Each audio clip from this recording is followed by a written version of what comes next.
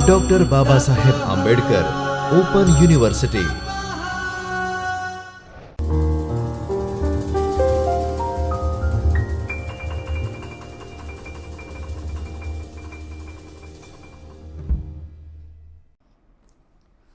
नमस्कार विद्यार्थी मित्रों, doctor Baba Saheb Ambedkar open university के चैतन्य स्टूडियो से मैं डॉक्टर गिरीश बंजारा आप सबका हार्दिक स्वागत करता हूं।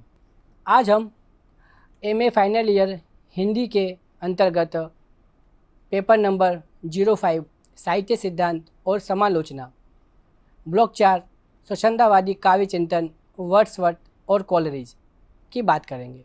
और वर्ड्सवर्थ का काव्य भाषा सिद्धांत, इनका जो काव्य भाषा सिद्धांत है वह बहुत ही महत्वपूर्ण है। तो वर्ड्सवर्थ ने कहा कि काव्य में ग्रामीणों की दैनिक भाषा का प्रयोग होना चाहिए।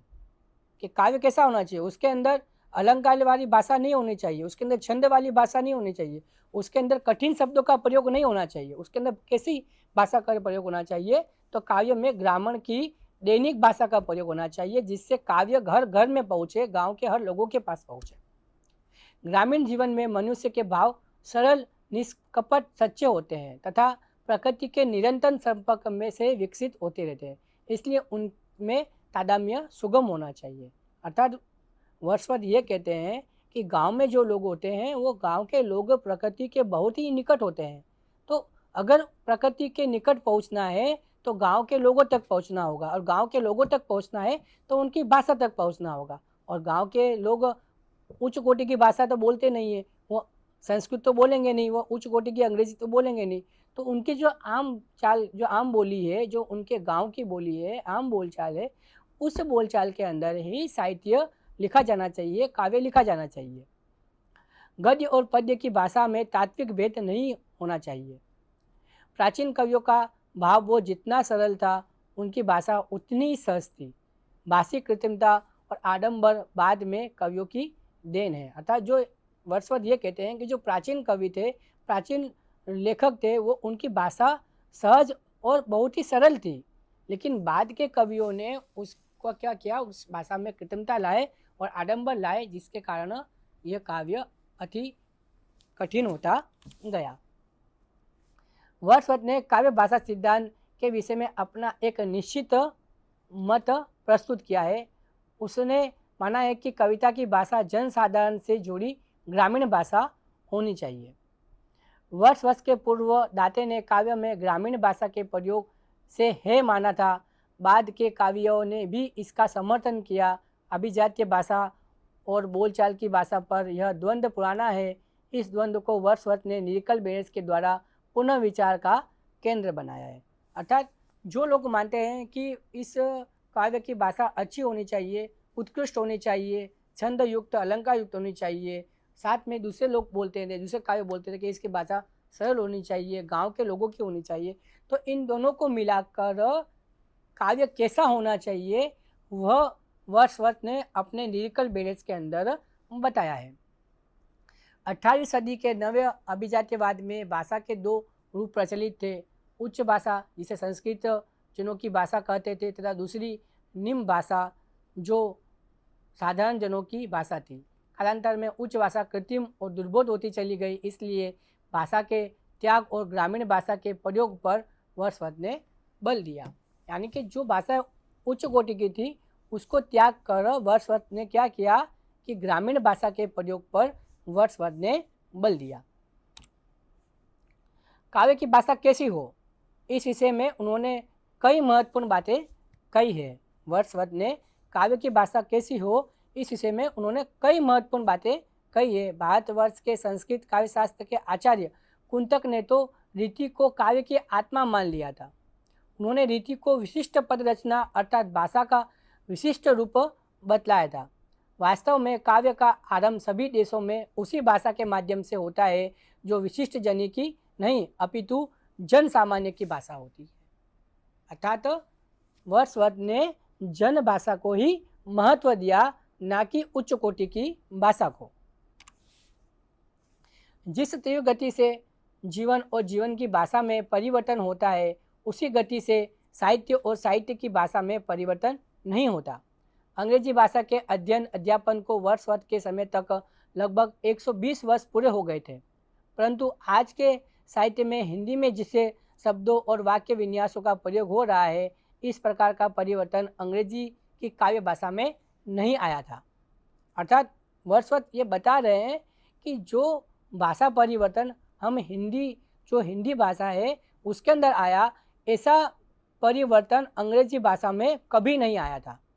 इसलिए वर्dsworth बोलता था कि जन भाषा में काव्य लिखना होना चाहिए। जैसे हमारे हिंदी के अंदर पहले संस्कृत में काव्य लिखे जाते थे। महाभारत है, रामायण है, जो बड़े बड़े साहित्य है वो उसी के अंदर लिखे जाते थे संस्कृत भाषा में।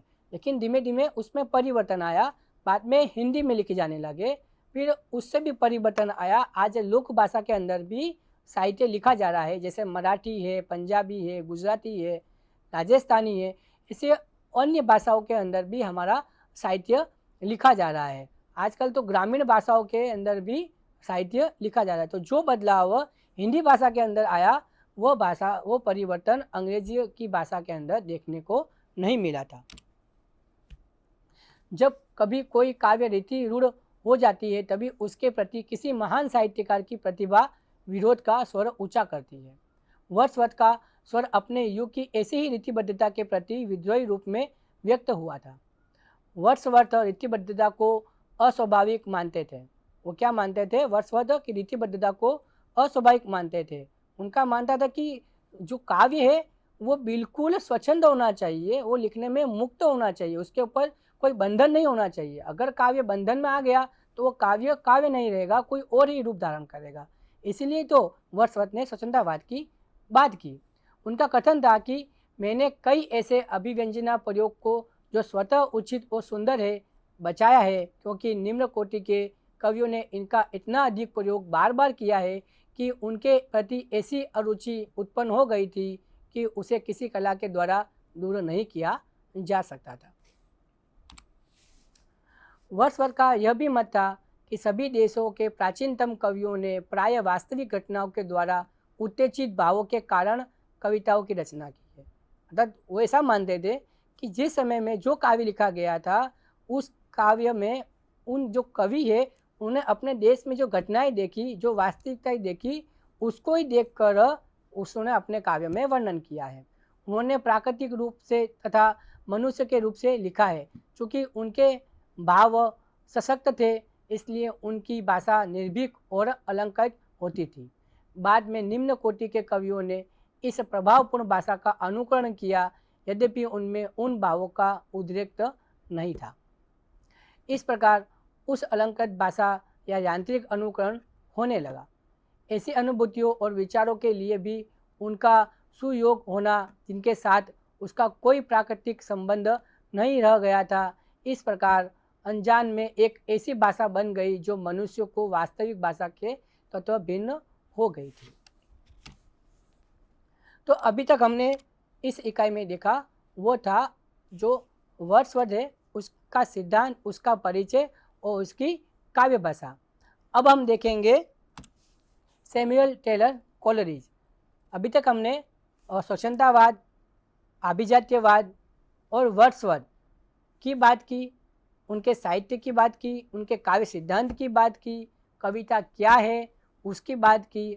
अब हम आगे दूसरे ही एक लेखक है जिनका नाम सैमुअल टेलर कोलरिज है, इकाई की रूपरेखा पर हम प्रकाश डालते हैं। तो हमने इस इकाई के उद्देश्य, प्रस्तावना, स्वच्छंदतावाद की पूर्व पीठिका, अभिजात्यवाद और स्वच्छंदतावाद, विलियम वर्dsworth, उनकी कविता की परिभाषा, काव्य भाषा, अर्थ और विकास, वर्dsworth की काव्य भाषा का विषयिक अवधारणा, सैमुअल टेलर कोलरिज, कविता की परिभाषा और उनका कल्पना सिद्धांत की बात करेंगे। हमने पिछले लेक्चर में देखा कि हमने वर्dsworth की बात की, उसके काव्य सिद्धांत की बात की, स्वच्छंदतावाद की बात की और अभिजात्यवाद की बात की। आज हम इस इकाई के अंतर्गत सैमुअल टेलर कोलरिज की बात करेंगे, उनके सिद्धांत की बात करेंगे और उनका जो कल्पना सिद्धांत है उसकी भी हम इस इकाई के अंदर बात करेंगे।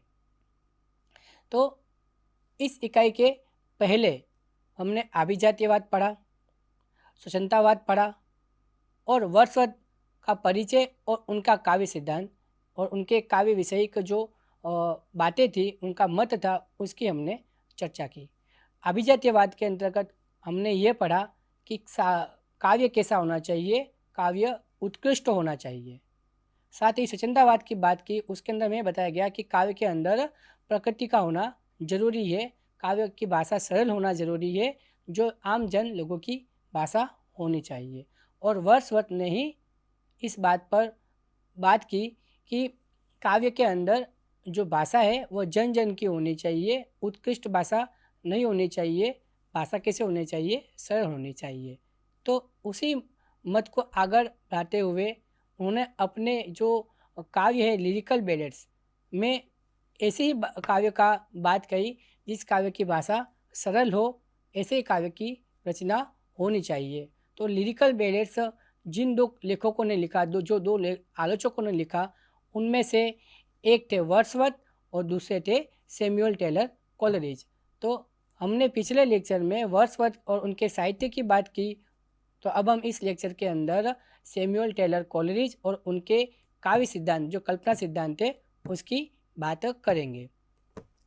तो सैमुअल टेलर कोलरिज, इनका जन्म 1772 में हुआ था और उनकी मृत्यु 1850 में हुई थी।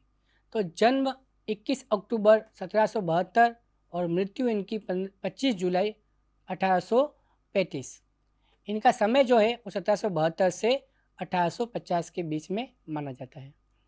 सैमुअल टेलर कोलरिज एक अंग्रेजी कवि, दार्शनिक व रोमांस लेखक थे, जिन्होंने अपने मित्र विलियम वर्ड्सवर्थ के साथ मिलकर इंग्लैंड में रोमांस आंदोलन की शुरुआत की और लेक पोइट्स की स्थापना की थी। वे अपनी कविता में the rhymes of the ancient mariner और कुबला खान के लिए जाने जाते हैं। कोलरिज अंग्रेजी कविता की स्वतंत्रतावादी धारा के प्रमुख कवियों में से एक है।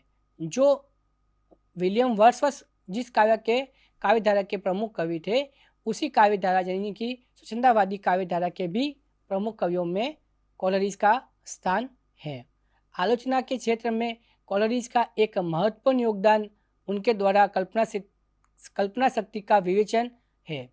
कल्पना को दर्शन तथा काव्य के साथ पहले से जोड़ा जाता रहा है, परंतु कोलरिज ने इसका विस्तार से विवेचन किया। इनका कल्पना सिद्धांत प्रसिद्ध है। कोलरिज का कल्पना सिद्धांत बहुत ही महत्वपूर्ण है और बहुत ही प्रसिद्ध काव्य सिद्धांत है। कोलरिज के अनुसार कविता रचना का वह प्रकार है जो वैज्ञानिक कृतियों से इस अर्थ में भिन्न है कि उसका तात्कालिक प्रयोजन आनंद है, सत्य नहीं। अर्थात कोलरिज क्या बोलते हैं कि कविता की रचना क्या है? तो कविता रचना का वह प्रकार है जो वैज्ञानिक कृतियों से इस अर्थ में भिन्न है कि उसका तात्कालिक प्रयोजन आनंद है। उसका प्रयोजन क्या है? आनंद प्राप्ति करना, सत्य नहीं। विज्ञान क्या करता है? सत्य की बात करता है, प्रमाण की बात करता है, प्रामाणिकता की बात करता है। लेकिन काव्य क्या है? जो कोलरिज है वो काव्य को क्या बोलते हैं कि काव्य क्या है, काव्य का प्रयोजन क्या है? वो आनंद है। तो कोलरिज का जन्म हमने पहले बता चुके हैं कि 21 अक्टूबर 1772 को इंग्लैंड के देवोन के ऑटरी सेंट मैरी में हुआ था। उसके पिता चर्च के वाइकर तथा किंग स्कूल के हेडमास्टर थे। अब यहाँ पर हम जो कोलरिज की प्रमुख रचनाओं की बात करेंगे। तो कोलरिज की प्रमुख रचनाएं निम्नलिखित है। तो बायोग्राफिया लिटरेरिया इनकी प्रमुख रचना है जो बहुत ही प्रसिद्ध है, बायोग्राफिया लिटरेरिया। इसी में कल्पना सिद्धांत का विवेचन है। जो कल्पना सिद्धांत का विवेचन है वह उनका जो काव्य रचना है बायोग्राफिया लिटरेरिया, उसी के अंदर कल्पना सिद्धांत की बात की गई है। Aids to reflection the friend lyrical ballads जो रचना है वह वर्ड्सवर्थ और कोलरिज ने मिलकर लिखी थी। Church and state, confession of in inquiring script, the rime of the एलियंस मैनिलर और कुबला खान ऐसी प्रमुख रचनाएं हैं जो कोलरिज की रचनाएं मानी जाती है। कोलरिज का कल्पना सिद्धांत। तो कल्पना की व्याख्या करते हुए कोलरिज ने लिखा है कि स्पष्ट रूप से संसार में दो शक्तियाँ कार्य करती हैं जो एक दूसरे के संबंध में क्रियाशील और निष्क्रिय होती हैं और कार्य बिना एक मध्यस्थ शक्ति के संभव नहीं है जो एक साथ सक्रिय भी है और निष्क्रिय भी। दर्शन भाषा में इस मध्यस्थ शक्ति को ही कल्पना की संज्ञा दी गई है। अर्थात यहाँ पर जो कोलरिज है वो कल्पना के सिद्धांत है, जो कल्पना सिद्धांत है उसकी बात करते हैं। यूँ तो कोलरिज ने काव्य प्रयोजन, सौंदर्य विवेचन, आदर्श कवि के गुणों आदि पर विस्तार से चर्चा की है, लेकिन उनके कल्पना संबंधी विचार विशेष महत्व रखते हैं। अर्थात जो कोलरिज है उन्होंने बहुत सारी बातें कही हैं, बहुत सारे प्रयोजन दिए हैं। उन्होंने काव्य प्रयोजन, सौंदर्य विवेचन, आदर्श कवि के गुण क्या होने चाहिए उस पर बात की है, लेकिन उनका जो महत्वपूर्ण सिद्धांत है वो है कल्पना का सिद्धांत। उन्होंने काव्य सृजन के प्रसंग में कल्पना को सर्वोपरि महत्व दिया है। उनके विचार अनुसार कल्पना एक ऐसी शक्ति है जिसकी सहायता से सत्य के किसी आधार के न होने पर भी नए प्रतिरूपों का निर्माण किया जा सकता है। कोलरिज बोलता है कि काव्य के अंदर कल्पना होना जरूरी है। कल्पना के द्वारा ही संसार की रचना होती है और काव्य उत्कृष्ट बनता है। तो जिसकी सहायता मतलब कल्पना की सहायता से ही सत्य के किसी आधार के बिना होने पर भी नए प्रतिरूपों का निर्माण किया जा सकता है। मनुष्य और पशु में यही सबसे बड़ा अंतर है कि मनुष्य तो कल्पना की तुलिका में मन चाही सृष्टि बना सकता है, लेकिन पशु नहीं बना सकता है। कोलरिज ये मानता है कि व्यक्ति, इंसान कल्पना के द्वारा पूरी नई दुनिया खड़ी कर सकता है। अगर वो चाहे तो कल्पना के द्वारा आज यहाँ है तो कल विदेश जा सकता है, आज यहाँ है तो कहीं और जगह जा सकता है, लेकिन ये काम सिर्फ और सिर्फ इंसान ही कर सकता है, मनुष्य कर सकता है, पशु नहीं। इसलिए कोलरिज कहता है कि मनुष्य और पशु में यही सबसे बड़ा अंतर है कि मनुष्य तो कल्पना की तुलिका से मन चाहे सृष्टि बना सकता है, लेकिन पशु बना सकता नहीं है। एक बार वर्ड्सवर्थ ने अपनी एक कविता कोलरिज को पढ़कर सुनाई, जिसे सुनते ही कोलरिज की भावना शक्ति और बुद्धि दोनों ही चेतनावस्था में आ गई थी। उसे केवल सौंदर्य का ही प्रत्यक्षीकरण नहीं हुआ बल्कि सत्य का भी प्रत्यक्षीकरण हुआ। कोलरिज को लगा कि भावों और बिंबों को मनमाने ढंग से एकत्रित करने से ऐसा नहीं हो सकता। यह तभी संभव है जब उन दोनों का संबंध हो, उसमें हृदयस्पर्शता और सुबोधता के गुण हो।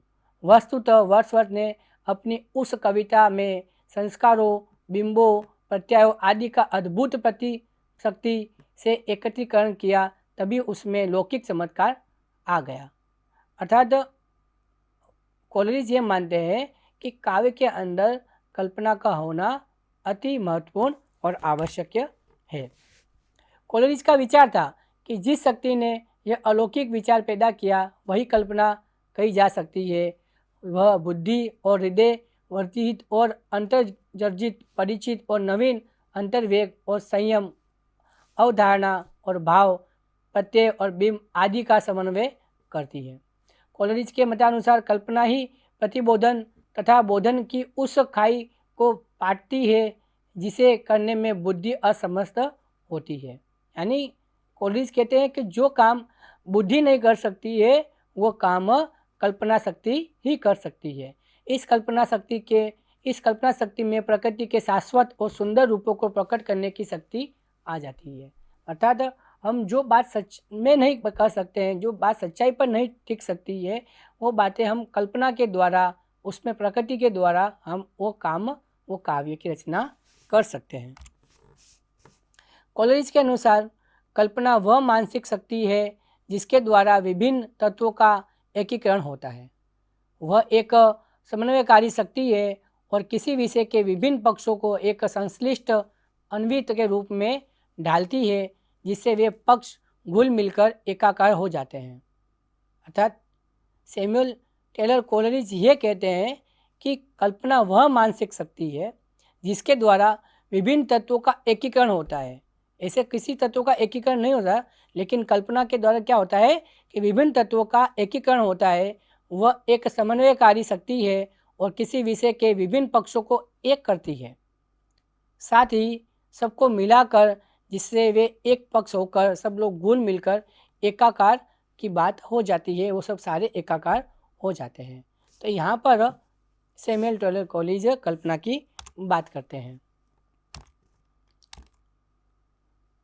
हमने इस लेक्चर में सैमुअल टेलर कोलरिज और उनके कल्पना शक्ति की बात की।